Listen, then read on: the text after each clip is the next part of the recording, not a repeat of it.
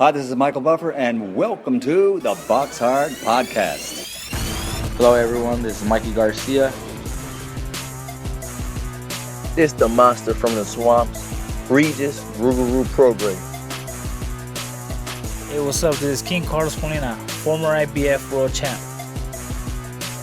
This is Michael, the Bounty Hunter, 2012 Olympian and your people's champ. This is Charlie Edwards, flyweight champion of the world. This is Fast Eddie Chambers, and you're listening to the BoxHard Podcast with my main man, Joey Coastman. Hello everybody and welcome to episode 293 of the BoxHard Podcast. I'm your host Joey Coastman. I'm joined by, you know who it is already, Mr. Fast Eddie Chambers. Eddie, how are you, my man? I'm good, my man. How are you? Always good when speaking with you, my friend. I truly mean that. Same as ever. We're going to dive straight into the review part of the show. We're going to start here in Russia at the Khimki Basketball Center. One fight to mention over here. It went the way that people didn't expect, is all I'm going to say. The undefeated Evgeny Romanov, now 16-0. He was able to beat unanimously over 12 rounds the devastating puncher Dmitry Kudryashov, now 24-4. If you had betted on that, that was 12-1 for that outcome there, which I actually betted on because I felt that if Romanov were to mix it up with Kudryashov, it would be really dangerous, and I thought that his best interest would be to box and move. And there were some hairy moments in there, especially late on in the fight, but a wide points win in the end there for Romanov. He's 16-0, and he's on that world scene now, I think. I think he's announced himself as being there. Kudryashov, such a dangerous puncher, like I say. He was able to beat him wide in the end. Moving out now, though, to the Sky Dome in Coventry, West Midlands, United Kingdom. A lot of you will probably know that I was there for this one. I was there in the dressing room and stuff like that. We'll get to that. Let's start with the undercard. Stephen Mckenna, great win for him. A first round TKO against Damien Howes. Howes was down from a left to the body. His record now 3-6. Stephen Mckenna 8-0, a bright Irish prospect. Elsewhere on the card, Michael Hennessy Jr. now 6-1 with a draw. He was able to beat Paul Cummins, who's now 2-49. As expected, really. Michael Hennessy, not a puncher, and Paul Cummins, not someone that gets knocked out, so we knew what was going to happen there. Elsewhere on the card, Idris Virgo moved to 10-0 with that one draw. A points win for him over 6 rounds against another teak-tough journeyman, Louis Van Pooch. He's now 125-2. A TKO win in the 5th round for Shakur Pitters. He's now 15-1. His opponent, Jermaine Springer, now 7-3. He was down from a right hand late in the 4th round, and the TKO came in round 5. Shakur Pitters, good to see him back, after being stopped himself back in December.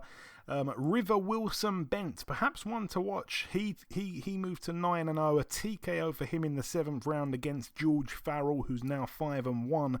Both guys were undefeated going in. It was for the Midlands area middleweight title, so the champion now, River Wilson Bent, with that TKO in round 7. Another good fight on the card on paper. Casey Benjamin, he's now 12-1 with a draw.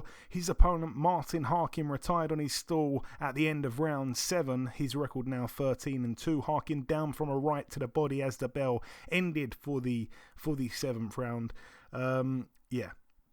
Getting on to the main event though, Sam Eggington now 30-7. He was able to beat unanimously over 12 rounds King Carlos Molina, now 37-12 with 2 draws. It was for the vacant WBC silver middleweight title. Obviously hits close to home for me. Carlos is a really, really good friend. While we're recording this today, it's actually his birthday, but that's a side note. Very, very good friend. A guy that, I think I interviewed him probably 5 years ago, something like that, and we just clicked. And people that listen to this show know that, I've interviewed hundreds of boxers, and it just took one interview for us to click. And ever since then, we met up when he boxed Josh Kelly in Cardiff. We met up, and, He lost that fight, went back to Mexico, and we've been in touch, and we've grown quite close together since that night in Cardiff. And yeah, he came over, and I just had to be there. So I managed to get myself into the actual bubble itself, which was at the Hilton Hotel in Coventry. And yeah, we were, it was quite surreal. It was good to be there for him and stuff like that. We all got in the taxi together to the venue. We all got out. I think I was on TV just in the background as we were going into the venue. A few people pointed that out. And then, yeah, when we went into the, into the dressing room, it's great to see what goes on before a fight and stuff like that. Again, a lot of people listening that may not know what goes on before a fight. It's quite crazy. For this one in particular, we had the guy from the UK anti-doping agency. He was literally with us 24/7. He wouldn't take his eyes off us. Or not so much me, but Carlos. And we're in the dressing room. It was quite small in there. We didn't get too long to warm up, and yeah, it was just amazing, man. It was amazing just being there for the whole thing, Obviously, I think a lot of people felt that Eggington would win on points. A lot of people felt that because Carlos never been stopped. And, this point in his career, I guess he's not as active as he used to be. I think he's got to go back and change a few things. But, yeah, Eggington, definitely the rightful winner in the end. I think on my card, I had it 8-4 for Eggington. It pains me to say that, but listen, I really like Sam Eggington. He is a guy that I really like. He's been on the show a handful of times as well. And, I'm happy for him, and I'm sad for Carlos. But, it hits close to home because Carlos is... a real close friend. And a lot of people, I don't even know if you know this, Eddie, actually. Well, you definitely don't know this, but when he was in the dressing room, Carlos, he was, hitting the pads, wrapping his hands, stuff like that. They were filming that. And he had a BoxHard Podcast t-shirt on during this. And then he walked out to the ring with the t-shirt on, and then he got in the ring with the t-shirt on. He only took it off when it was time to go to the middle of the ring to start the fight. So a lot of people sent in pictures and stuff saying, wow, I've just seen the podcast t-shirt on TV, and it was on terrestrial TV, so millions potentially might have seen that. So there you go. I've said it before, Eddie, that the t-shirt gets around like it gets around. Yeah, honestly, it's one of my favorite shirts to wear, and I'm not just saying that because at this point in time, I'm not in the kind of shape that I want to be, and the shirt makes me actually look like I am. So I definitely want to get another one, Joe. Yeah, well, there you go. I've got one in your size sitting here. But, yeah, no, brilliant stuff. And, for him to do that as well, he really didn't need to do that. It was really cool of him. And, he even wanted me to try and work his corner. To the very last minute, he was trying to get me to work his corner. But you need to be licensed over here, which he thought he could do something to get me in there. But, yeah, it wasn't like that. I ended up watching it from ringside, and quite frustrating because I think early on he kept trying to just load up on like a big counter left hook, and he's not really a one punch kind of KO artist or anything like that. He's not a guy that possesses a lot of power. Sam Eggington as well, he's proven it time and time again. He's teak tough, he's got a fantastic chin, and it just wasn't going to work. And I think he was waiting too long, and whenever he kind of put Sam Eggington against the ropes, he had him backed up, he was in control. Eggington was getting hit a lot with Carlos's shots, but all in all, he just outworked Carlos really. And Carlos as well, trying to throw lead right hands from too far out, falling short, didn't look good. The legs were crossing, and Sam Eggington would just throw out a little jab, boom, and then it looks really nice for him. So yeah, scorecards were way too wide. I think one of the judges had it, I think it was 11 rounds to 1 on one of the cards, which was absolutely disgraceful. On the TV, forget about these judges. Let's talk about the TV commentator, and he scored it as well. The former light heavyweight world champion Richie Woodall, he had it to Eggington by just 2 rounds. That was a bit more fair in my eyes. But anyway, leaving that card there, moving out now to the Virgin Hotels Las Vegas. Over here, a couple fights to mention on the undercard. A win for BC Ramirez. He's now 7-1. The Olympic gold medalist. It was a win for him over 6 rounds unanimously against Ryan Lee Allen, who's now 10-5 with a draw, still never been stopped. Elsewhere on the card, we had Elvis Rodriguez, a big upset. He was 11-0 with 10 KOs and 1 draw going in. He lost a majority decision over 8 rounds against Kenneth Sims Jr., who's 15. Well, he was 15-2 with a draw. He's now 16-2 with a draw. Yeah, that completely messed up a few of the bets I had going on in the evening, but I'm pleased for Kenneth Sims Jr. And yeah, elsewhere on the card, Jose Zepeda. We talked about it last week, Eddie, that Hank Lundy would turn up and give it a good go. He certainly did. He really did, even though he lost, I guess, quite wide in the end. Do you want to say a couple words on that one? We knew what he was going to do. He always comes to fight. Yeah, I didn't actually get a chance to see it. That's what kind of pained me. I wanted to say, like, I was Kurt, one of the guys I trained, a friend of mine, was letting me know what was going on, and I was trying to get home to, get it on. And when I finally did, I basically turned the fight on at the decision.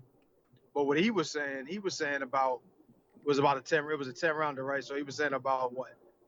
I think he gave it to the guy by 2 rounds or something like that. So I was kind of not shocked that, because I know Hank is going to go and he's going to fight. He's going to give his best no matter what. Whatever he has, he's going to try. Like even with Terrence Crawford, like we talked about last week. He was going to give his best effort until, he's figured out. And so, I mean, I expected nothing but the best from him, but I just thought the guy might be a little bit too good for him or too fresh for him at this point. And I guess that turned out to be what it was, but cards were a little bit wide from what I understand, but I didn't see the fight, so I can't really say. But just from, the advice I was getting from different people, that it was a little wide. Yeah, I think he started quite bright, Hank Lundy. I even saw him spend a few moments in Southpaw and stuff like that. So, yeah, but no, Zepeda won the fight in the end, but he gave it a good go, and they showed him respect, like the commentators and all that. They were saying he put quite a good showing in. But anyway, on to the main event. This fight here, I don't really have much analysis for, because I was watching this one like on an iPad in the foyer of the hotel, and we were all gathered round it, like Carlos's team, myself, and yeah, I was watching it, I was scoring it, but I didn't kind of have any analysis, so I'm just going to fly over this here. Josh Taylor now 18-0. He's now the undisputed super lightweight world champion. He owns the WBC, WBA Super, IBF and WBO world titles. Ramirez now 26-1. He was down in round 6 and 7. Just my only real note on the fight, the first knockdown was from a straight left-hand counter. It was a big knockdown. It was a devastating left uppercut off the break for the second one. So yeah, the first one a straight left-hand counter, and the second one, like I said, a big knockdown, devastating left uppercut off the break. Yeah, I watched it with the team. Like I say, there was a lot of momentum swings. I think it was, in the end, on the scorecards, closer than it should have been, but certainly the right man won for me. And my scorecard in the end, I just want to give it out here.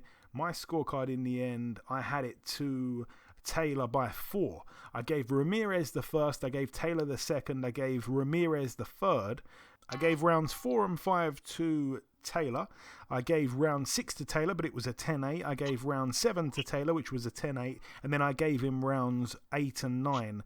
And I gave Ramirez round 10, 11 and 12. So I felt he actually finished quite strong, but it was too late by that point on my card. But anyways, Eddie, I know that you watched it as well. It was a brilliant fight. I'm so pleased you did watch it, because it was... Yeah. It not only did it live up to the expectations, but for it being for all the world titles, and a lot of Americans don't know how good Josh Taylor, or didn't know how good Josh Taylor was. Now you do. What was your thoughts and your reaction?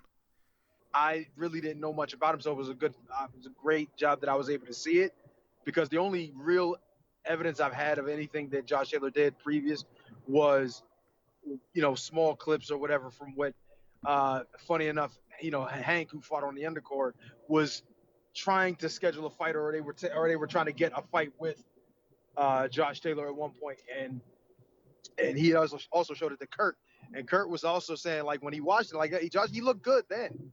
You know what I mean? But I'm still thinking, like, at that time, he was still kind of young. I mean, still young now, but I mean, kind of young in the game, not really had a lot of experience, different fights or whatever. So we kind of didn't know what he was going to be right then. I mean, you see how good he is, and we knew that it was going to be a tough fight for Hank. Of course, we can't say that to him at the moment, but it was definitely looking like a tough fight. But then actually now seeing him perform at the highest of the highs, as far as now being the undisputed, yeah, he looked in top form. You know what I mean? But fair play though, Ramirez, man, he was there to play. He was not playing.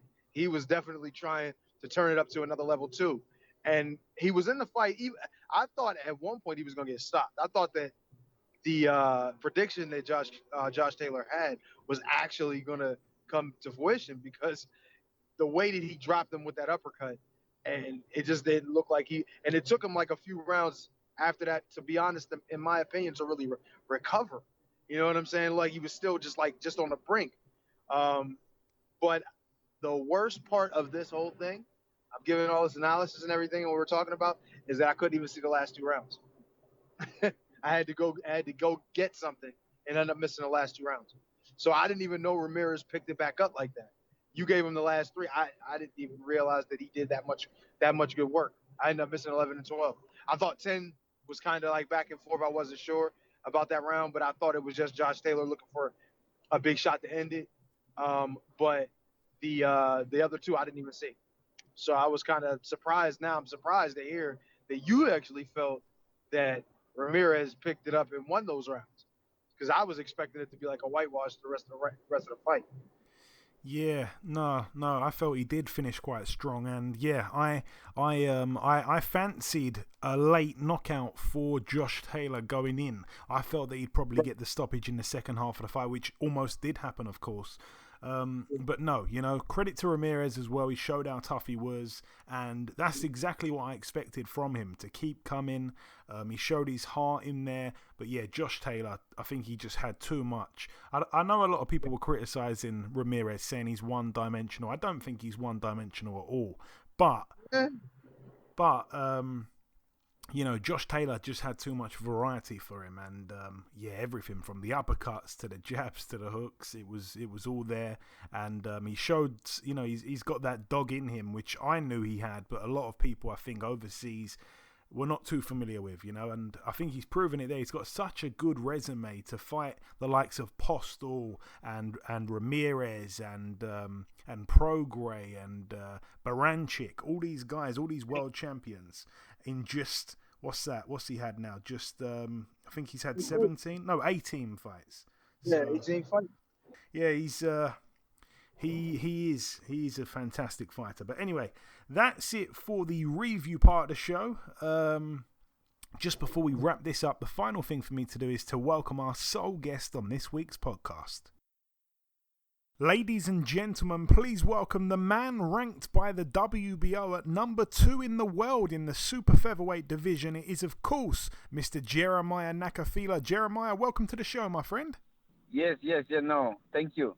Hey, it's my pleasure to have you here. So, Jeremiah, tell myself and the people that listen to this a little bit about yourself. I've known about you for a long time now, but I think a lot of the boxing fans around the world are only recently finding out about you because of this fight with Shakur Stevenson. But tell me about your story. How did your boxing journey begin, my friend?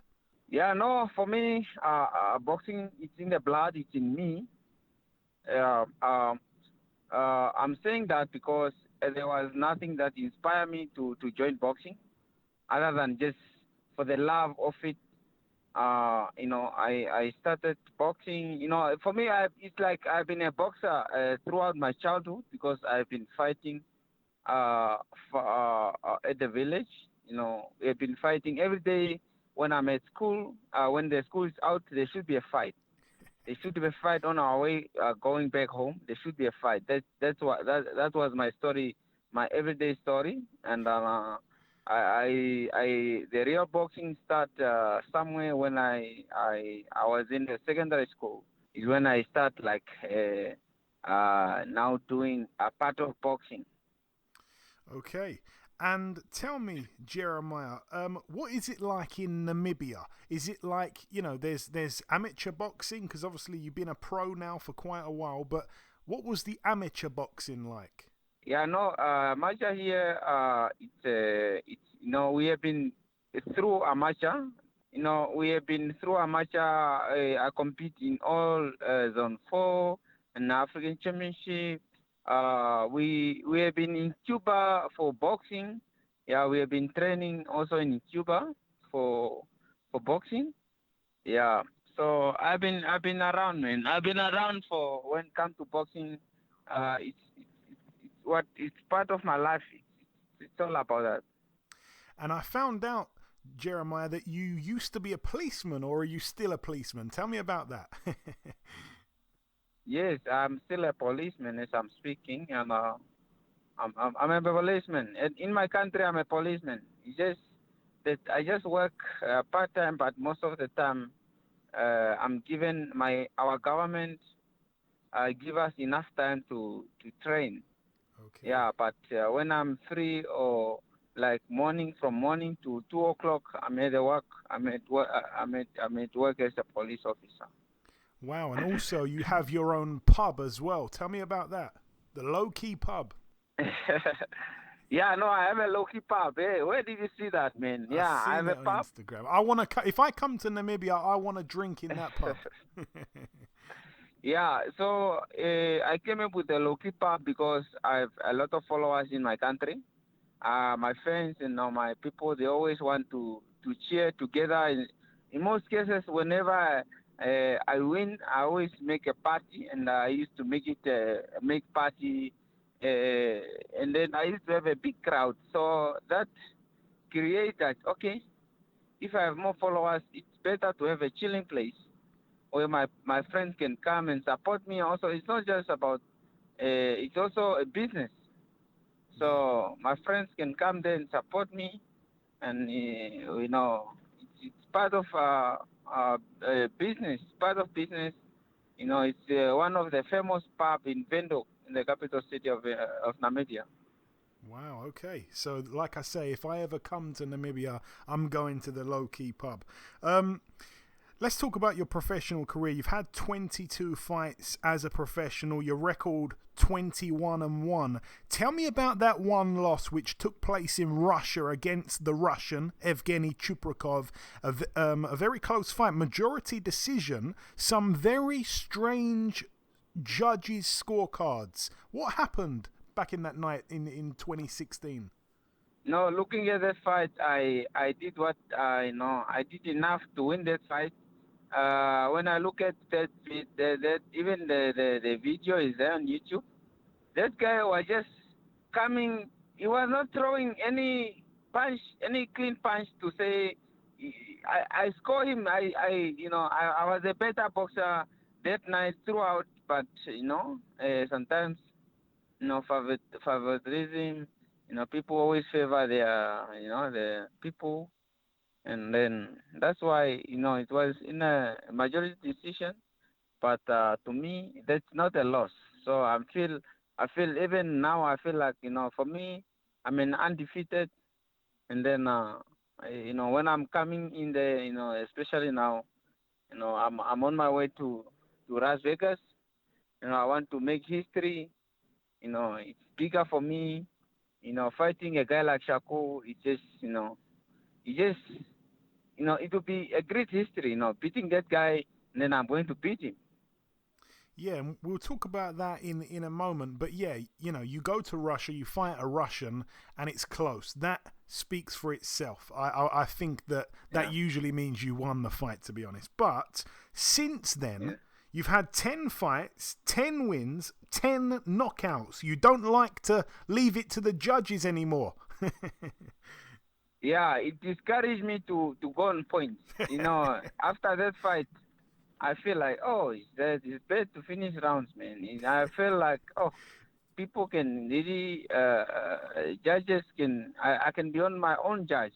And then each and every day, whenever I'm in a fight, I'm going for a kill. Whether it's but for sure I know I have it all, the strength, the skill, to stop any boxer, especially in the lightweight, in the junior lightweight division. I know I can do it. So it really, I fought tough fights after that fight, but it all ended in knockouts in a row until, you know. So yeah, I hate now. I don't trust judges.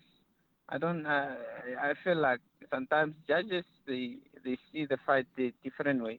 Yeah, no, that's what I mean. 10 fights, 10 wins, 10 knockouts since that night in Russia. Your nickname is Low Key. There's not much footage on YouTube of your fights. You don't post much training footage on social media. Is that all part of who you are? Yeah. So I decided to keep it low key, as my name say. I'm just down to earth, humble. I don't do much of showing who I am. Sometimes even if I have something, you might not even not, or it's just that now people know me. But if it wasn't the case, I can come there and then leave without knowing that Nakathila was here. So I keep it low key. And I want to ask you, Jeremiah, have you sparred any big name fighters that we may know about? Yeah, when it comes to that, we are a bit. We are not. I'm not allowed to. To my manager. Okay. He's more careful when it comes to sparring partners and all that. Okay, I like it. Okay, no Yes. problem. And tell me this, Jeremiah, I've got no idea about the Namibian way of life. I've got no idea about what kind of life you live in Namibia, but I'm guessing you must live a very disciplined lifestyle because you look huge for the junior lightweight division. Yeah, no. I'm disciplined. I've even I have a pub. I don't even involve myself to be drinking. Apart, I can be there, have a juice there. That's my lifestyle because I know I have a task. As long as I'm a boxer, I have a task to do. I have a lot to polish, and then before I polish that, I have to remain who I am as a sports person. I know how to behave myself as a sports person, and also I'm a law enforcement, a police officer, so I can't really do wrong. As me being part of the force. Yeah, no, I understand.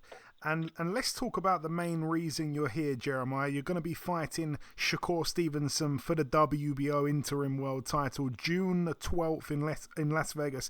Tell me, what do you think of Shakur Stevenson as a fighter? Some people think he's going to be the pay-per-view star of boxing one day. But what is your opinion on Shakur?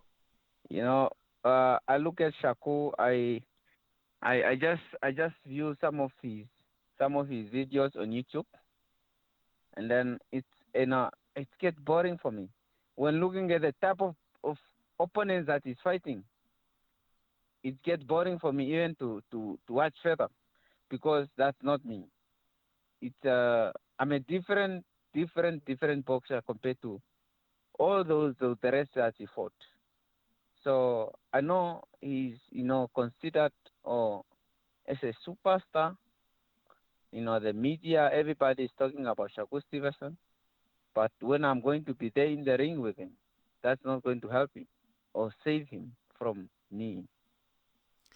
And Jeremiah, what are your thoughts on the full WBO champion Jamel Herring? Oh, Jamel Herring, yeah, no, that's one of the fight. The fighter that I also want to, I would like to face in the ring. I will beat up Shakur, and then look up to Herring, and then for me, if you look at the junior light, I could have get a chance to fight for our title earlier somewhere, but due to Oscar Valdez, he moved up, and then this thing Shakur move up. So I have much anger to beat Shakur because of the delay that he caused, and also Oscar Valdez because he delayed me to fight for this. Okay, So, and tell me, Jeremiah, your dream, I'm sure, is to become a world champion in boxing. What would winning a world title mean to you and to the people of Namibia? it will mean a lot. Even now, I went to our founding president, father of the Namibian nation, Sam Nujoma. If maybe you cook Sam Nujoma, it's a big man, a founding president of the public here in Namibia. Just to encourage me towards this fight. So it will mean history. It means history in making, and I'm just looking for to make my dream come true. So I think this time I'm unstoppable. I know I'm a bigger guy in this weight. I'm boxing skill, it's there. So yeah, for sure, I'm going to be a world champion. I know I'm counting my days that come 12 June I'll be a world champion. And my final real question for you, Jeremiah, what is your prediction for the fight? You don't have to tell me if you don't want to, but if you do have a prediction, please tell me what you think will happen on June 12th in Las Vegas. Yeah, for sure. For me, looking at Shakur, I'm going to hit Shakur. I don't see him seeing the 12th round. I'm going to hit Shakur. So either way, whatever gonna happen there, but I'm going to hit that boy.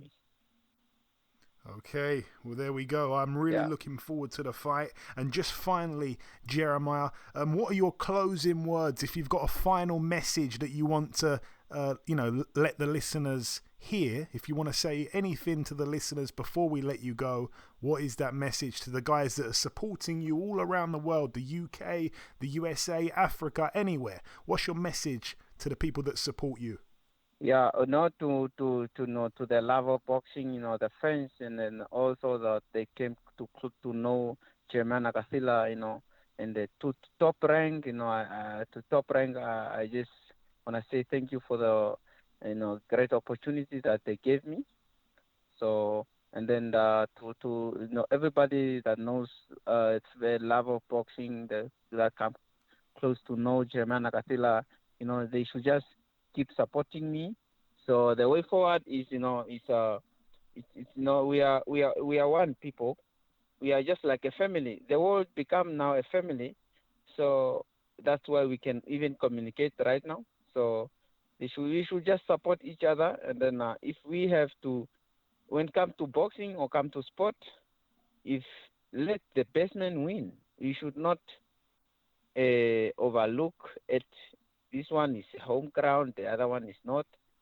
So I think we should just let the best man win, and then sport will be great. Everybody would love to enjoy and watch sport or boxing. So I love everybody, and I'm just happy to be part of this journey of being a boxer and an entertainer. Beautiful, beautiful. Okay, listen, Jeremiah, it's been a pleasure speaking with you. Thank you so much for your time, and I wish you all the best. I wish you good luck for June the 12th in Las Vegas. We'll speak sometime after, my friend. Okay. Thank you. It was a pleasure talking to you. Okay, now it's time for part 2 on this week's show. This part, of course, the news part of the show. We're gonna start with this card here that's been announced for June the 5th, so not too long to go now. Over here we have Daniel Dubois, of course, fighting for the WBA interim heavyweight world title against Bogdan Dinu, former opponent of Big Baby Miller. On the undercard we have friend of the show Archie Sharp. He's on that undercard. I've forgotten right now who he's fighting. I'm going to have to quickly check that out. Marcio Souza, a guy from Nicaragua. His record 21-6 with 2 draws. Only been stopped the once. He's been in there with Dixon Flores, Francisco Fonseca, who of course has been in there with Tevin Farmer and Javonte Davis and Ryan Garcia. So yeah, this guy is someone that Archie, I think, should beat without too much issues. Elsewhere on the card, we have Tommy Fury, 5-0. Not sure on who his opponent's going to be just yet. I've heard he's fighting a guy who hasn't won a fight again, but I'm not sure if that's 100%. Again, that's June the 5th. There's been a fight announced for Lewis Ritson. He's going to be taking on Jeremias Ponce. That's going to be a final eliminator for the IBF Super Lightweight World title. It's taking place at the Virtue Motors Arena in Newcastle. The date for that, June the 12th. Again, another step in the right direction for Lewis Ritson. It almost seems like we've forgotten that he lost that fight, what was it, a couple years ago, 3 years ago, something. I think it was the late part of 2018 to Patera. It's like that's 10 years ago. Everyone's forgotten about that. He's had these kind of under the radar wins, but then he beat Robbie Davies Jr. and I think that was a great win for him. And then of course he came back and he 100% lost to Miguel Vasquez, but they robbed him terribly. And yeah, here he gets in against this guy Jeremias Ponce, Argentinian fighter, 27-0 with 17 KOs. No idea if he's any good. Looking for his resume, I don't really recognize any of these names, but we shall see. We shall see. Jeremias Ponce. Anyways, that's it for the news part of the show. If anything else happens from now to the end, we will speak about it at the very end of the show. Moving on now to the preview part of the show. We're going to start here at the Dignity Health Sports Park in Carson, California, USA. This one's going to be on Showtime. I really like this card. There's a few decent fights. I'm going to start with the undercard. I like this one here. We've got Gary Antoine Russell, that of course being one of the many Gary Russell brothers. His record 13-0. It's a 10-rounder against Giovanni Santiago, who you might recognize that name. And if you do, it's because he's the guy that fought Adrian Broner in February. And again, that fight was quite close. Broner was able to win unanimously in the end over 12 rounds, but he showed he's quite a good fighter. But he gets in here with Gary Antoine Russell, 13-0, 13 KOs. I'm looking forward to that one there. Elsewhere on that card, we have Subriel Matias. He is 16-1, but he's got 16 KOs. His one loss came a couple fights back against Petros Anyan. His last win, though, was against the highly touted prospect Malik Hawkins, who's a Mayweather fighter. He was able to beat him, and he gets in there now against Batizan Jukambiev, who's 18-0 with 14 KOs. So that's going to be a fantastic fight. He's been in there with the likes of Miguel Vasquez. Seems like Miguel Vasquez is getting a lot of mentions on this week's show. But yeah, that's going to be a great fight there. Two guys that can certainly bang. And the main event, Nourdine Ubali, 17-0, the Frenchman with 12 KOs. He defends his WBC Bantamweight World title against friend of the show. He was on a couple weeks back, Nonito Donaire, 40-6 these days. That's going to be a fantastic fight. I'm really looking forward to that. I hope Donaire wins it and captures another world title. He assures me that's going to be the case. He assures me that he doesn't want it to go to the decision, which, as always, I think been his motto. So I'm really looking forward to seeing him fight again. Nonito Donaire, like I say, been out the ring since that tremendous fight against Naoya Inoue back in November of 2019. Elsewhere, we will now go to the Michelob Ultra Arena in Las Vegas, Nevada. Can't say I'm familiar with this venue, but on the undercard, friend of the show, Chantel Cameron, 13-0. She puts her WBC Super Lightweight World title on the line against former, what was she, world champion, I think, at featherweight, if I'm not mistaken. Could have been a bit lower than that. Yeah, anyway, good fighter though. Melissa Hernandez, I remember her beating Selena Barrios, which was her last fight 2 years ago now. She looked unbelievable, and she was coming off quite a long layoff, I think, at the time, about 3 years out the ring. She come back and beat Selena Barrios, who's the sister of Mario Barrios, who's fighting Gervonta Davis in a few weeks. Yeah, so she looked really good, but she'd been out for 3 years. She come back, looked really good, beat Selena Barrios, took her O, and she hasn't boxed since. It's been another 2 years, so she's only had one fight in 5 years. So that could be a real problem. Chantel Cameron, like I say, always brings the action, a big puncher, very aggressive, fights like a Mexican. Elsewhere on the card, Martin Jaywald, another friend of the show. His record these days, 24-1 with 2 draws. He takes on Zinga Fuzil, who's 14-1. That one loss came in his last fight to Shavkatson Rakimov back in September of 2019. All the best to Martin Jaywald. I don't know too much about his opponent, Azinga. And the main event, Devin Haney, 25-0, defends his WBC lightweight world title over 12 rounds against former, I want to say superstar really, Jorge Linares, now 47-5. This is interesting, Eddie, because obviously everyone knows how good Devin Haney's supposed to be. Devin Haney, though, the one thing that I think he's lacking has been the opposition. And even still with this fight, some people don't like it because they feel like Linares is way past it these days. But here's the thing. Devin Haney doesn't really get people out of there. And Linares, in all 5 of his losses, he's been knocked out. So if Devin Haney gets him out, I think it's quite a good look despite him being certainly way past his best at this point, Linares. I think so too. I mean, I think even though most people think it's a showcase fight against a former world champion, basically. At the end of the day, yes, it's 100% a showcase for him. He's extremely talented. He's got a great future ahead of him. Not being a knockout artist doesn't disqualify you from being a great fighter or even a superstar in the future. It all depends on your personality. It all depends on how you carry yourself as well as your style in the ring. You can still be an action fighter, just that you don't knock people out. That's the nature of it. Paul Williams, if you think about Paul Williams, he didn't really, I mean, I guess he was knocking guys out early on, but he didn't get a lot of knockouts late on. You know what I'm saying? He wasn't really that kind of a puncher. I mean, he had decent pop, but it wasn't like, he was more of a volume guy. You know what I mean? Get you out of there late if he didn't get you out there at all. So with Devin Haney being a real skilled tactician, you know what I mean? Knowing what to do and when to do it and all of that stuff, and there's still a possibility that he can get him out of there. If he doesn't, it really doesn't say much in the way of, oh, he's not what we thought he was. It's just the fashion that he wins. You know what I mean? He needs to win impressively. He needs to win going away, not give up much.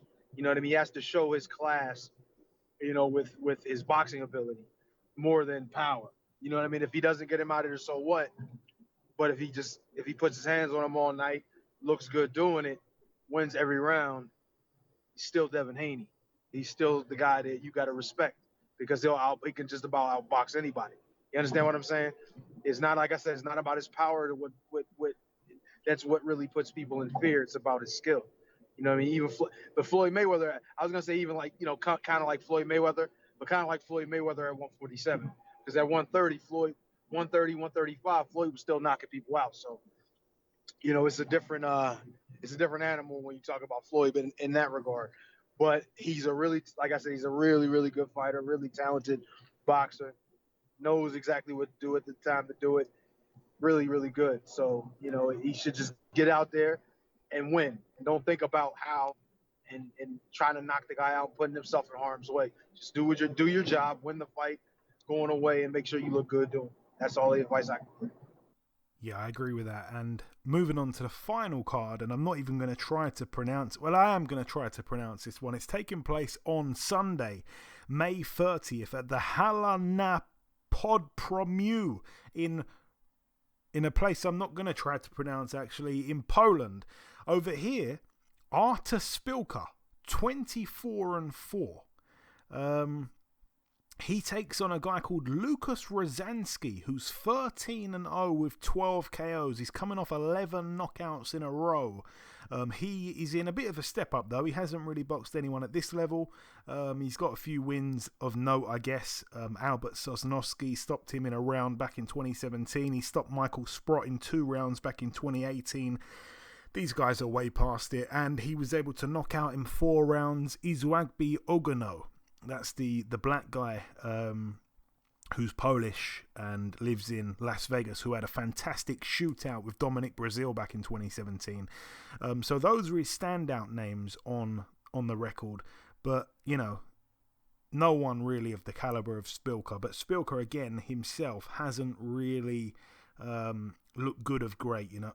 Look great of late, I should say. Yeah, you know, he hasn't really boxed anyone that good after getting knocked out by Chisora back in 2019. Hasn't really boxed anyone since then of any kind of note. His last good win was against Marius Wack, and that was a split decision over 10 back in 2018. And the win before that was against Dominic Gwynn. They're his last 2 wins that were of any kind of note. He's 32 now, Artur Spilka, but the guy he's fighting's 35. We shall see what happens there. Elsewhere on the undercard, Matthias Masternak, 43-5, takes on Adam Bowski, the undefeated cruiserweight, 15-0, 9 KOs. Again, this is quite a strange kind of card because it's 2 guys I feel that, you know, were good fighters, were kind of top-level contenders. I'm not sure if Masternak ever won a world title. I'm not sure he did. But, you know, very much a top 10 contender for sure. Solid contender. So was Spilka a few years back. Both guys, you know, top legitimate contenders on the fringe world level, and they're taking on 2 undefeated prospects coming through, despite one of them being 35 and the other one being 30. I like these kind of fights. They're both over 10 rounds, so best of luck to those guys out there in Poland, and particularly Artur Spilka, who has been on the show a couple times. His English is not fantastic, but he's a nice guy like Artur Spilka. But anyway, that's it for the preview part of the show. In part 1, we brought you the review part. We had a guest. We've just done the news part, and we've just done the preview part. The final thing for me to do is to come in with the outro, which I'll do in just a few seconds. Okay, and this wraps up episode 293 of the BoxHard Podcast. I've been your host, Joey Coastman. Eddie Chambers has been with me for the duration of the show. A massive thank you to our sole guest on this week's podcast, the WBO number 2 ranked super-featherweight in the world, Jeremiah Nakathila. The biggest thanks of all, though, goes out to you, the listeners. There has been just one piece of news break whilst we've been recording the show. June the 19th, as part of the Inoue vs Das Marinas undercard, friend of the show and former super bantamweight world champion Isaac Dogbe will fight Adam Blue Nose Lopez. That should be a good fight there for that undercard. Again, that's June the 19th. But that's about everything from myself. Enjoy your weekends, people. Thank you for listening. Stay safe, and we shall see you all again next week.